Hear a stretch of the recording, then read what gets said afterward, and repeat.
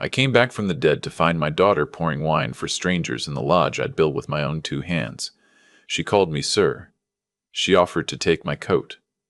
She didn't recognize her own father. She thought I was just another guest who'd driven up the mountain to see the aspens turn gold, another retiree with a checkbook looking to spend a week pretending he was a rancher. What she didn't know was that the tired old man standing in her doorway wasn't a guest. I was a ghost worth $42 million, and I'd come home to burn down everything my brother had built on the ashes of my family. Before I tell you how I made them pay, let me tell you how I got here. My name is Coltrane Beaumont. I'm 68 years old. For the last 9 years, the world believed I died in a hospital in Zurich, taken out by complications from a stroke that hit me like a sledgehammer on the floor of my own kitchen. They were half right. I went into a coma for 2.5 years after my brain went without oxygen for too long. I clawed my way back in a rehabilitation center outside Geneva, learning how to walk again, how to swallow, how to say my own name without it sounding like a man drowning. The doctors talked about miracles.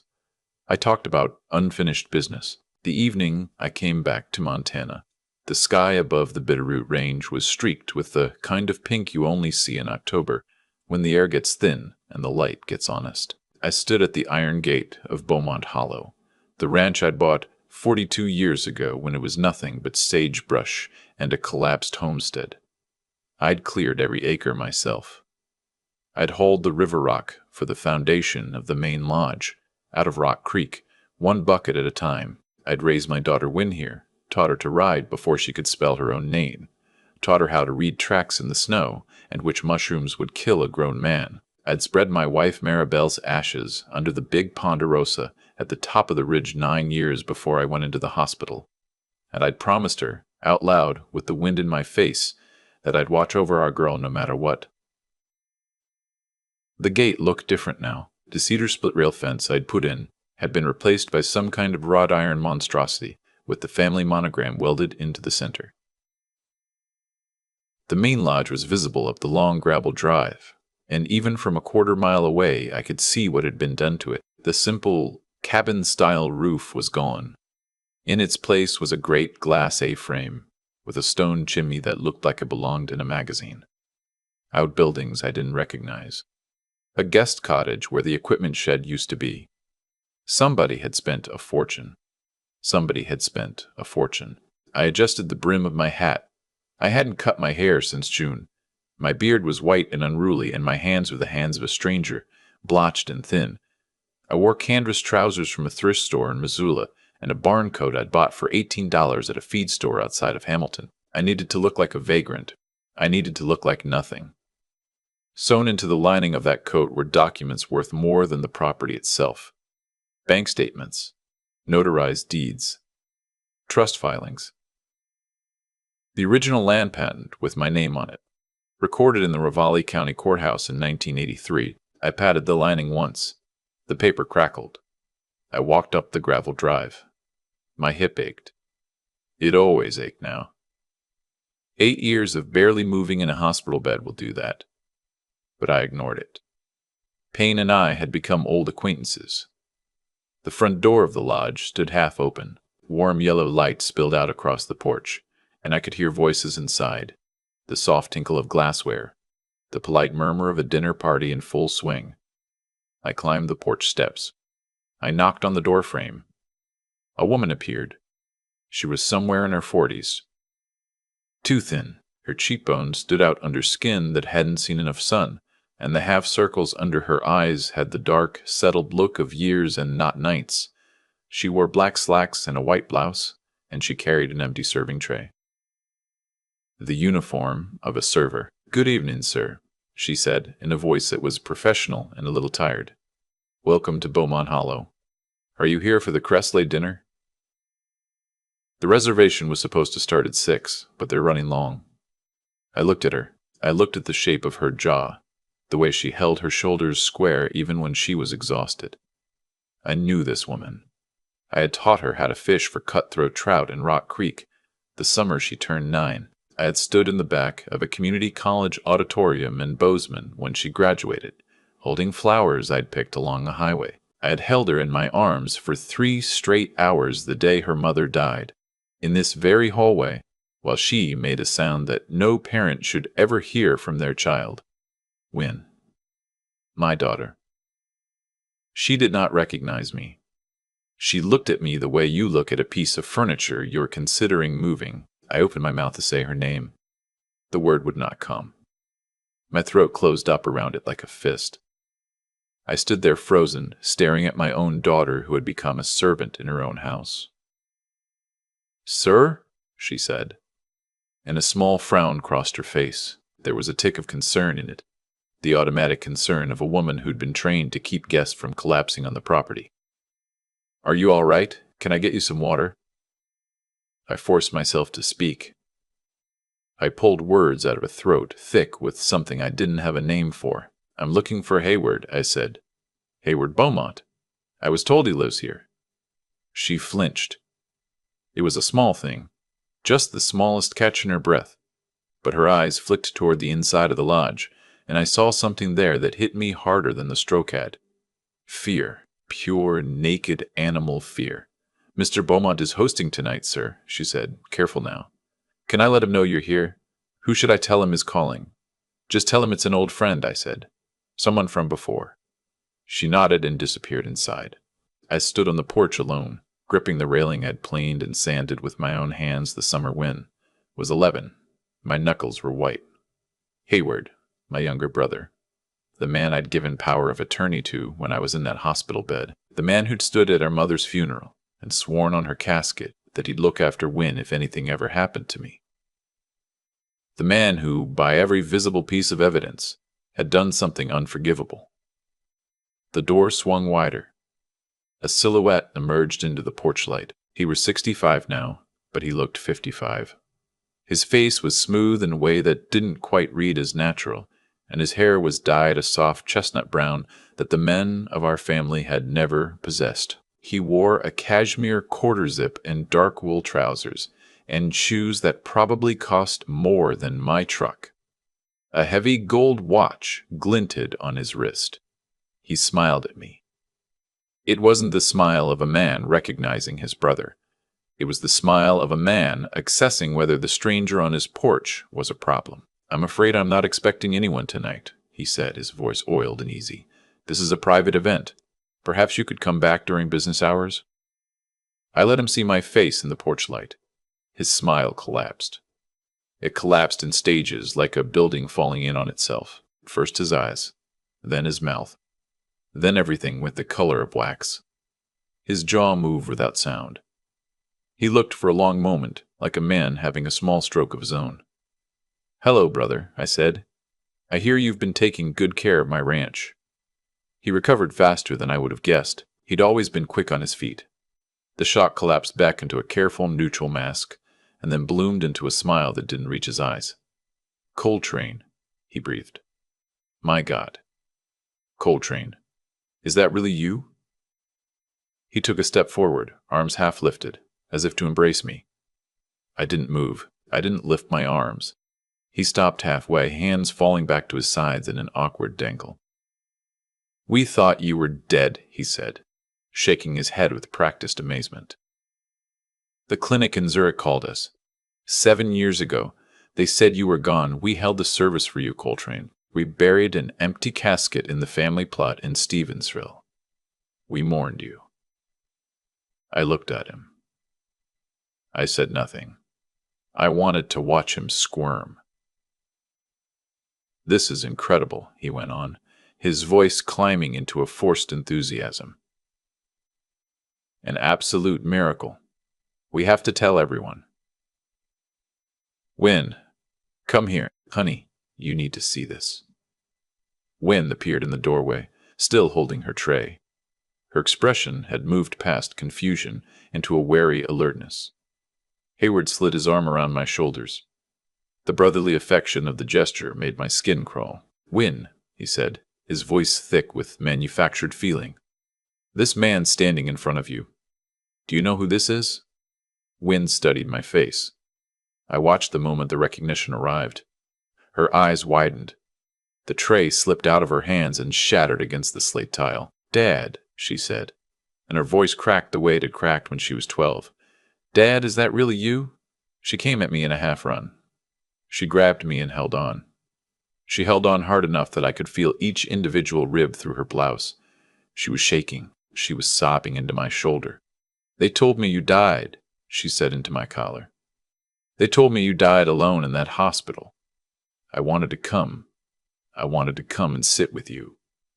But they said you wouldn't want me to see you like that. They said the best thing I could do was stay here and work." I held my daughter.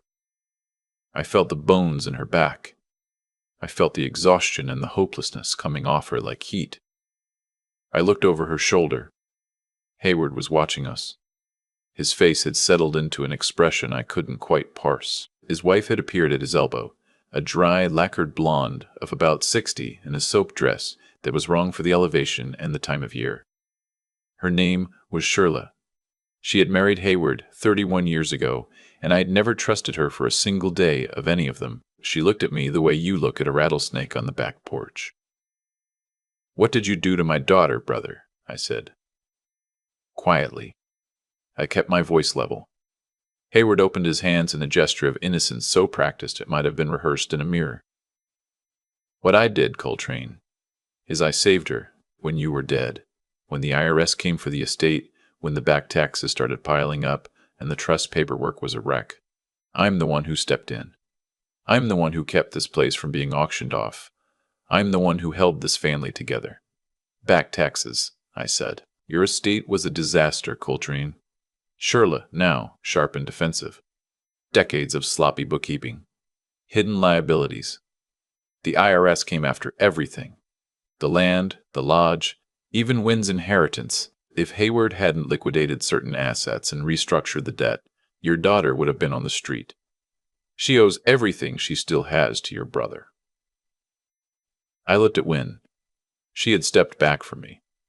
She wasn't looking at me anymore. She was looking at the floor, and her face was the color of a person who has been told she is the cause of her own destruction so many times she has come to believe it. "Is that true, sweetheart?" She nodded slowly. "I owed about $1.2 million in back taxes on the estate. Uncle Hayward paid them. He saved the ranch. He kept me out of court. I work for him now. I work for them to pay off what they advanced for me." I felt the rage start to lift in my chest. The old familiar rage, the kind that used to ruin a Tuesday afternoon back when I was younger and dumber. I pushed it down. I had been patient for 9 years. I could be patient for one more night. "I understand," I said. I let my voice go small and beaten. "I didn't know. I'm sorry, sweetheart. I didn't mean to leave you with all this." I watched Hayward relax. His shoulders dropped about half an inch. The tension went out of his jaw. He thought he'd won. He thought the broken old man in front of him posed no danger at all. "It's all in the past, Coltrane," he said magnanimously. "What matters is that you're alive. We should celebrate. Come inside. Have a drink. We'll talk about all of this in the morning." "I don't want to interrupt the party," I said. "I can find a motel down in Hamilton." He waved a hand. "Nonsense. Shirla will set up the guest cottage. My brother sleeps here tonight." He looked at me, and I saw the calculation come up in his eyes like a tide. "Tomorrow we'll get everything sorted out. There's paperwork, some legal complications. After all, you were declared dead. The estate was settled. Things have moved on, brother. We'll need to make it all right."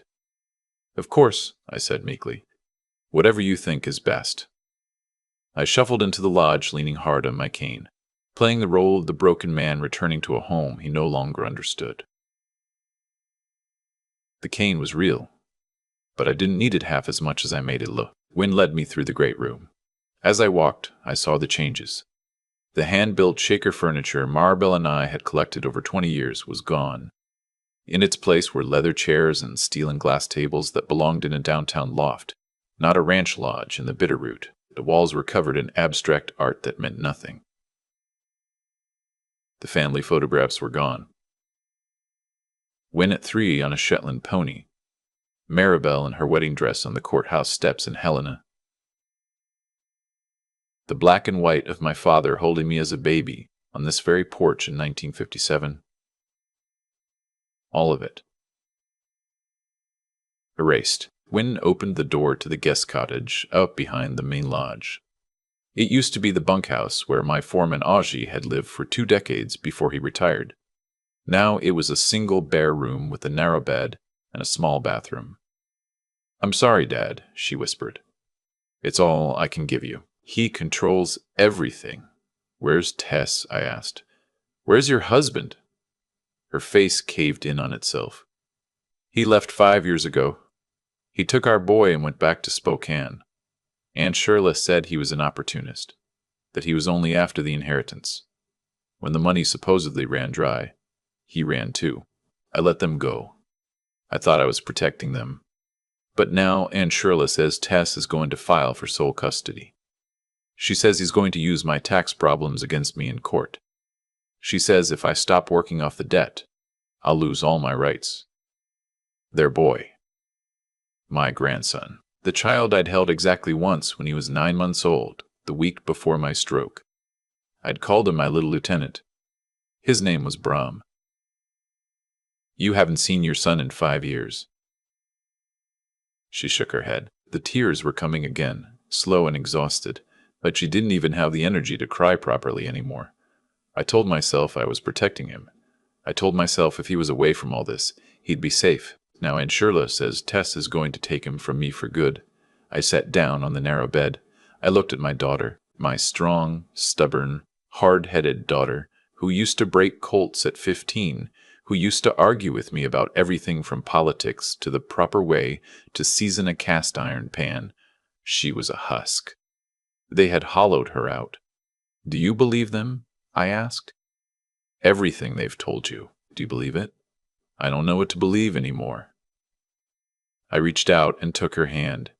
Her fingers were calloused and chapped. "Believe this," I said. "I'm your father. I'm alive, and I did not come back here to watch you suffer." She looked at me, and for the first time something flickered behind her eyes that I hadn't seen since before I went into the hospital.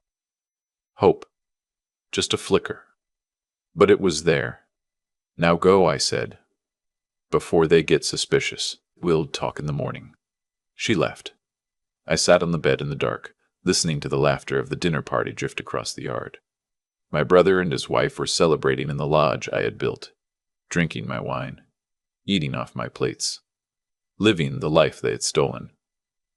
I took out my phone. I dialed a number I had memorized in Geneva. "Marston," I said when the line picked up. "I'm in place. They bought every word of it. What did you find?"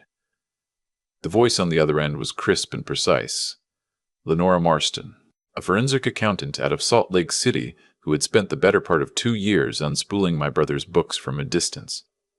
"It's worse than we thought. My daughter is working as a server. They've convinced her she owes them close to $2 million. They drove her husband and son out 5 years ago. The property has been remodeled to the studs. They're living like royalty on my land." "Good," Lenora said. "Every dollar they spent is documented. Every renovation they made is evidence of fraud and breach of fiduciary duty. I've got the IRS records, Coltrane. There were no back taxes. Your estate was completely current. Your trusts were funded. Your LLCs were in good standing. They invented everything." I closed my eyes. I had suspected. I had calculated. But hearing it said out loud still hit me in the gut. "And Bram? We found him. He's 7 years old. He lives in Spokane with his father. He's been diagnosed with a severe sensory processing disorder and a mild form of dyslexia. Tess has been working 2 restaurant jobs and a weekend gig at a hardware store to pay for the occupational therapist and the specialized tutoring. He never threatened sole custody. He never threatened sole custody. He never threatened to report anything." That was a lie from the first word. "Send me everything," I said. "Every statement, every fake document. I want a full briefing by sunrise, and I want the agents standing by." "It's already done. A courier is en route from Missoula. You'll have everything by dawn. The U.S. Attorney's Office for the District of Montana is read in. The FBI has a financial crimes team standing by, and the IRS Criminal Investigation Division is interested as well. Apparently, this isn't the first time your brother has done something like this.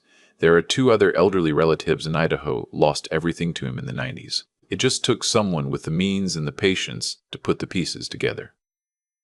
I hung up. I sat in the dark a long time. I had brought one thing with me onto that porch.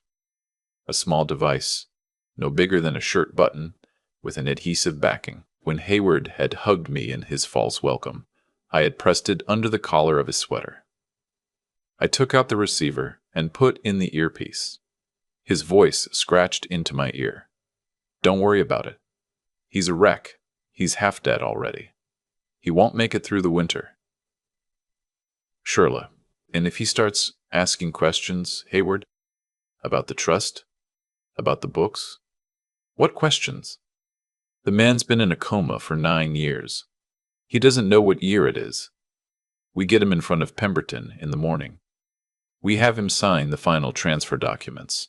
We get his thumbprint on the trust succession papers. After that, we own it all legally. The land, the LLCs, the offshore accounts in the Cayman, all of it. And if he refuses, a pause. Then a chuckle that I recognized. The same chuckle he'd had at 13 when he sold our cousin's bike and kept the money. If he refuses, then we remind him that his daughter owes $1.8 million that we can call in at any time. We tell him if she can't pay, we press charges. She'll be looking at felony tax fraud. You think a father who just got his daughter back is going to let her go to prison? And if it works, then we sign him into Cypress Ridge and Bozeman, that long-term care place. Memory care unit. We tell the staff he's confused. We tell them he has dementia. He'll be sedated within a week, and then we go on with our lives. And Win keeps working. She's good at it. The guests love her. As long as she thinks she owes us, she stays put. That's free labor, sweetheart. Why would we walk away from that? I turned off the receiver. My hands were shaking. Not from weakness, but from something cold and methodical I hadn't felt in a long time. I sat awake until the gray came up over the ridge. At 6:15, a courier in a marked van knocked on the door of the guest cottage and handed me a manila envelope an inch thick. Inside was the entire story, documented page by page. The fake IRS notices Hayward had forged. The real IRS record showing my estate had no liability whatsoever. The wire transfers showing how Hayward had siphoned the operating accounts of my LLCs into shell companies registered in Wyoming and the Caymans. Construction invoices for the lodge renovation, paid for with my money. Emails between Hayward and a corrupt attorney named Pemberton, who had been drafting bogus transfer documents for years. In total, just under $14 million had been moved out of my holdings over 9 years. The rest of the $42 million was still there, sitting in trust accounts that Hayward did not have the authority to touch under my actual will, which named Wynn as primary beneficiary. He had been working steadily to get me declared legally dead in U.S. courts so he could collapse those trusts and pull the rest. He had been weeks away from succeeding. I closed the envelope. I tucked it into the lining of my coat. Then I went outside. The morning air smelled of frost and pine. The aspens on the lower slope of the ridge were screaming yellow against the dark green of the conifers, the way they only do for about 10 days every year before the wind takes the leaves. I sat on the stone bench beside the cottage door and watched the light come up. Hayward came strolling out of the lodge at 9, shaved and fresh, wearing pressed jeans and a vest. Shirla followed with a coffee mug. "Good morning, brother," he called, with a joviality so synthetic it set my teeth on edge. "Sleep all right? I've called Pemberton. He can see us at 1 o'clock to get everything regularized. Just a formality, you understand. Clean-up paperwork." "Of course," I said in the same beaten voice. "Whatever you think is best." He exchanged a look with Shirla, victory written all over both of them. "But first," I said, "I'd like to walk the property. See the upper pasture. The places Maribel and I used to ride. Just for old times." Hayward hesitated for a fraction of a second. Then his smile slipped back into place. Of course. Wynne can show you around. Wynne? She appeared from the kitchen door, already in her server uniform, her hair pulled back tight against her scalp. Her hands were red and raw from the dishwater.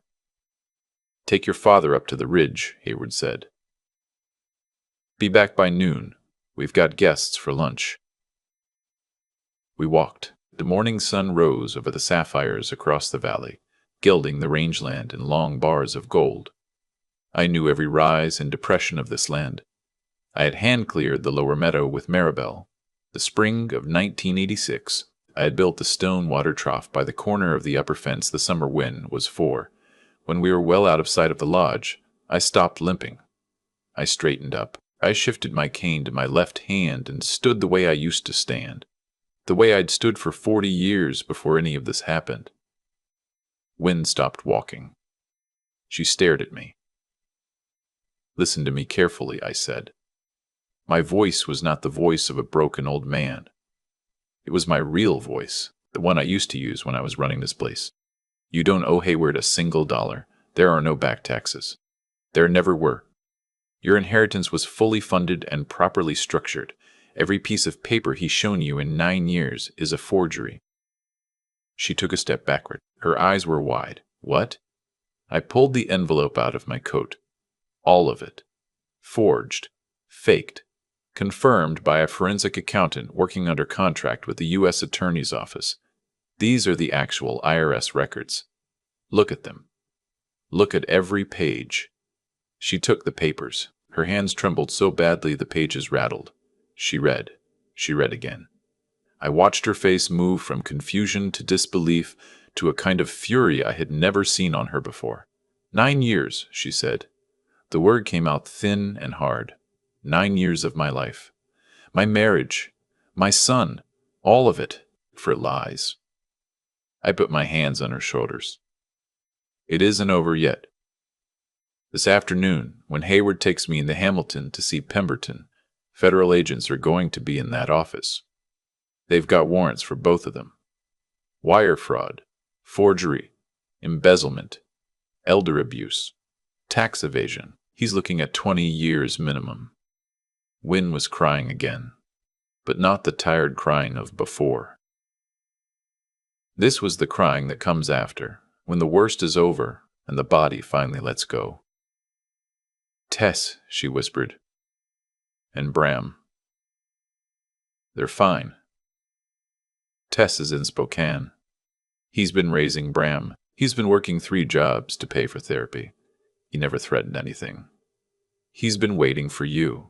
He's been waiting 9 years for you. She collapsed against me. I held my daughter on a hillside in Montana under a sky so blue, it almost hurt to look at it. After a while, I pushed her gently back. Now dry your eyes. Go back to the lodge. Pretend everything is normal. By tonight, this will all be over. At 1 o'clock, Hayward drove us into Hamilton in a German sedan that cost more than my daughter had earned in 9 years of servitude. Shirla stayed back at the lodge to oversee lunch service. The Pemberton and Cryle Law Office was on Main Street, in one of those restored Victorians that the new money in the valley had started buying up. Hayward talked the whole way down the mountain. He talked about plans to develop the lower 40 into a wedding venue. He talked about a partnership he was negotiating with a hotel group in Big Sky. He talked about my ranch as if it had always been his. Every word was a nail. We walked into the law office. A tall, thin man with a precisely trimmed goatee stood up from behind a mahogany desk. Pemberton. He had transfer documents arranged in a neat fan, ready for my signature.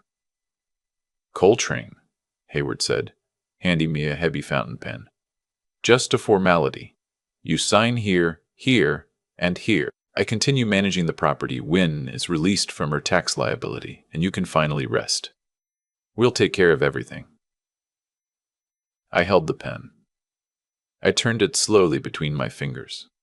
I looked at my brother. I looked at the attorney. I set the pen down on the desk. No. Hayward's smile froze. I'm sorry. I said no. I'm not signing anything. Coltrane. Be reasonable. Think about your daughter, her debt. There is no debt, I said. The silence in that office was so dense you could have leaned on it. What are you talking about? I took the envelope out of my coat. I spread the real documents out on top of his fake transfer papers. These are the actual IRS records. My estate owed nothing. Not one dime. These are the forged notices you fabricated. These are the wire transfers from my operating accounts to your shell companies in Wyoming and the Cayman Islands. These are the emails between you and Mr. Pemberton, arranging the forged trust succession papers. I looked at the attorney. And these, counselor, are the federal warrants signed by a magistrate judge in Missoula at 6 o'clock this morning. The door of the office opened. 3 men in suits walked in. The lead one held up a badge. FBI. Hayward Beaumont, you're under arrest for wire fraud, mail fraud, forgery of federal tax documents, and exploitation of a vulnerable adult. You have the right to remain silent. My phone buzzed in my pocket. A text from Lenora Marston. Shirla taken into custody at the lodge by sheriff's deputies. Wynn safe and accounted for. Hayward stared at me. The skin on his face had gone the color of skim milk. His mouth was working. You son of a bitch, he finally managed. You set me up. No, brother, I said. You set yourself up. 9 years ago when you decided to rob your own family. I walked around the desk until I was standing right in front of him. The agents had already cuffed his hands behind his back. You called me a vieux de bris, I said quietly. I'm sorry. Old wreckage. Wrong language. You called me a half-dead old man. You said I wouldn't make it through the winter. You laughed about making my daughter scrub floors. I reached into my coat pocket and pulled out one of the fake IRS notices. The original one. The first piece of paper he had ever used to begin imprisoning Wynn 9 years ago. I held it up in front of his face. I tore it in half. I tore the halves into quarters. I let the pieces drift to the floor at his feet. This debt does not exist. It never existed. And now you are going to pay for every single day she believed it did. He lunged at me. The agents caught him before he covered a foot. He was screaming as they carried him toward the door, the spit flying off his lips. This was my ranch. I built that lodge into something. You were a glorified handyman who got lucky. I deserved every dollar of it. I earned it. I looked at him with something close to pity. You earned nothing, Hayward. You stole. You lied. You broke your own niece for money you didn't even need, and now you're going to spend the rest of your years thinking about what you threw away. I turned my back on him. I walked out of the office into the autumn sunlight on Main Street. The aspens along the sidewalk were burning yellow. A farmer was unloading pumpkins from a pickup in front of the hardware store. 2 kids in school jackets walked by eating apples. Life was going on. It had been going on the whole time. I drove back up to the ranch alone in a vehicle Lenora had arranged. Shirley had been gone an hour by the time I got there. She had reportedly screamed about her rights and her reputation and her innocence the entire way down the gravel drive. Nobody had listened. Wynn was standing on the porch. She had taken off the black and white uniform. She wore an old flannel shirt of mine that she must have found in a closet somewhere, and a pair of jeans, and her hair was loose around her shoulders. She looked like my daughter again.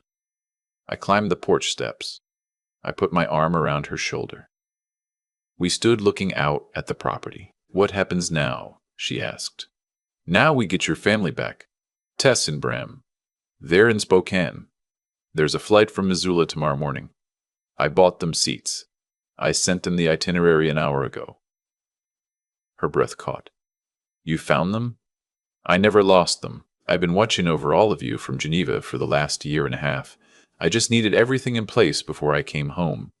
She turned and looked at the lodge that had been her home, then her prison, and now was a building again, with the ghosts of strangers in every renovated room.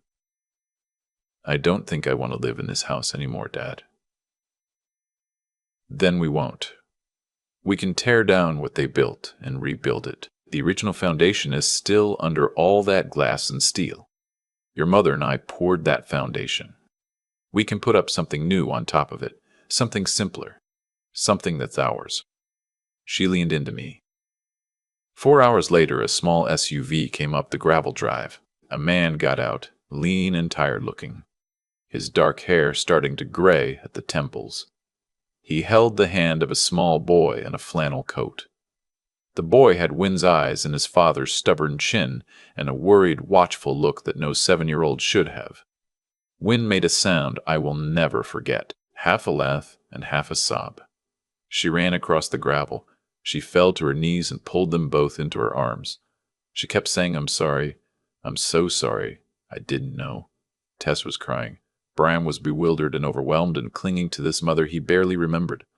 I watched from the porch. After a few minutes, I came down the steps and walked over to them. Bram looked up at me with wide, solemn eyes. "Are you my grandpa?" he asked. "The one who was asleep for a long time." I knelt down to his level. My knees protested. I ignored them.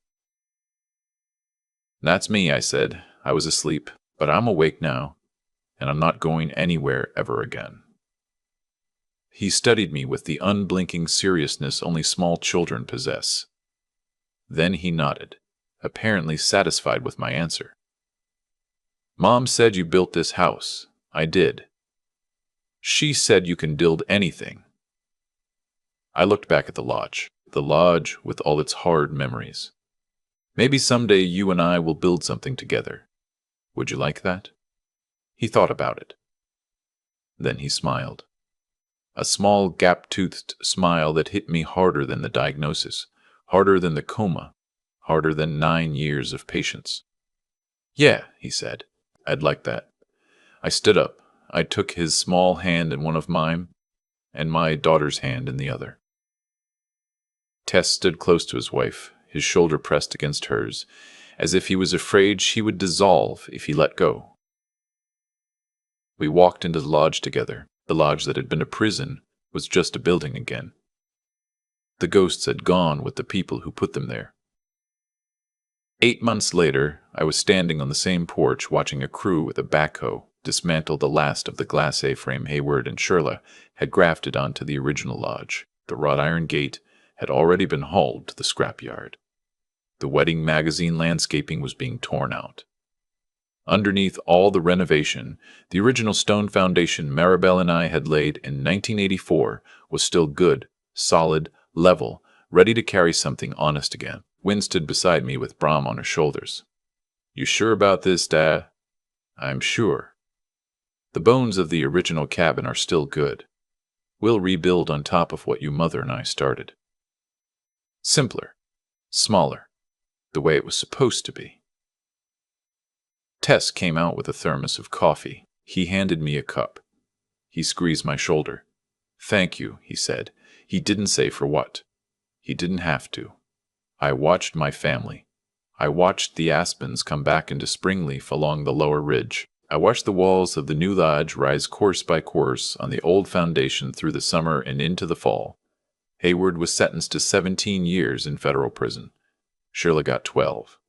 They will both die behind bars. Their stolen empire was unwound by court order, redistributed to the people they had hurt, with restitution still being collected month by month. Bram has begun to thrive. The new specialist out of Salt Lake City believes he will be reading at grade level within a year. He calls me Grandpa Cole now, and the sound of it has healed something inside me I didn't even know was broken. Wynn has started writing again. She has started working the fence lines with her own hands. She is starting to laugh again. The slow, rough laugh she used to have before any of this happened. And me. I'm 68 years old. I have more money than I could spend in 12 lifetimes. None of it matters. The only thing that matters is sitting on this porch in the evening, watching the sunset over the sapphires with my family beside me. I learned something in that Swiss hospital, something I carry around with me every single day. The worth of a man isn't measured by what he builds. It isn't measured by what he earns. It isn't measured by the empire he leaves behind. The worth of a man is measured by one thing. Do the children in his care know they are loved? Are they safe? Can they look up at the sky without being afraid? For 9 years, my daughter lived in fear. My grandson grew up without a grandfather. My family was scattered to the wind by greed and cruelty. But we found each other again. We always do. Family always finds its way back. If you're listening tonight, if someone has taken everything from you, if you feel like you're scrubbing the floors of a house that should have been yours, hold on. Justice doesn't always come fast, but it comes. And when it comes, it is sweeter than any revenge you could imagine. Hold on. If this story moved you, leave a thumbs up and subscribe for more stories like this one. And remember, the worth of a man isn't measured by what he takes. It's measured by what he gives back. I sit on this porch most evenings now, watching the light go soft over the sapphires. And I think about how the worst 9 years of my life were never really about money at all. They were about a single decision my brother Hayward made in a hospital waiting room in Zurich. He looked at a man in a coma and saw an opportunity. Everything that came after, the forged tax notices, the false debt, the slow grinding down of my daughter Wynne into a server in her own home. Every bit of it grew out of that one quiet choice he made when nobody was watching. That is the thing I want you to understand. The cruel acts that ruin families almost never start with cruelty. They start with a small calculation. A small willingness to take what isn't yours when you think no one will ever know. Hayward was not born a monster. He chose to become one signature at a time, and by the time the consequences caught up with him in that lawyer's office in Hamilton, he had been making that same choice for 9 straight years. The cost compounds. It always compounds. I think a lot about the difference between being clever and being wise. Hayward was clever. He was good with paperwork, good with stories, good at reading which people would believe him and which ones wouldn't. But cleverness without conscience is just a sharper blade for cutting yourself. Wisdom is something else. Wisdom is knowing that the people closest to you are not assets to be managed. They are not balance sheets. They are the only inheritance that ever actually mattered. The hardest part, harder than the coma, harder than the rehabilitation, was watching my daughter believe she deserved what was happening to her. They had convinced her she was the problem. That is what predators do. They take strong people, and they teach them to apologize for existing. If you are listening tonight and somebody in your life has been doing that to you, I want you to hear me. The shame they put on you is not yours.